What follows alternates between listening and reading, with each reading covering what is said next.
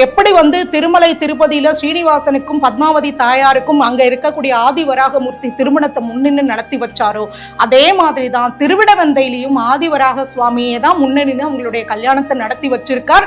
அந்த வகையில இன்னமும் திருவிடவந்தை நித்திய கல்யாண பெருமாள் கோவில்லையும் ஆதிவராகர் மூல தெய்வமா இன்னமும் அருள் பாலிக்கிறார். திருக்கடல் மல்லைன்னு சொல்லக்கூடிய மகாபலிபுரத்துக்கு போற வழியில கடற்கரை ஓரத்திலேயே இருக்கக்கூடிய திருவிடவந்தை நித்திய கல்யாண பெருமாள் கோவில். கோவில்ல போய் மாலை வாங்கி தாயாருக்கும் பெருமாளுக்கும் சாத்தி நம்ம வேண்டுதல் வச்சா திருமணத்துல இருக்கக்கூடிய தடைகள் எல்லாமே அகலுங்கிறது நம்பிக்கை.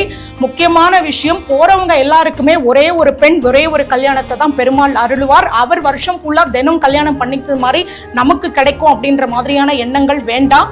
அந்த ஒரு கல்யாணம் சிறப்பா திவ்யமா நடக்கிறதுக்கான அனுகிரகம் பெருமாளுடைய அனுகிரகத்தால கிடைக்கும். வைணவ திவ்ய தேசங்கள்ல ஒரு தலமா இருக்கக்கூடிய நித்திய கல்யாண பெருமாளை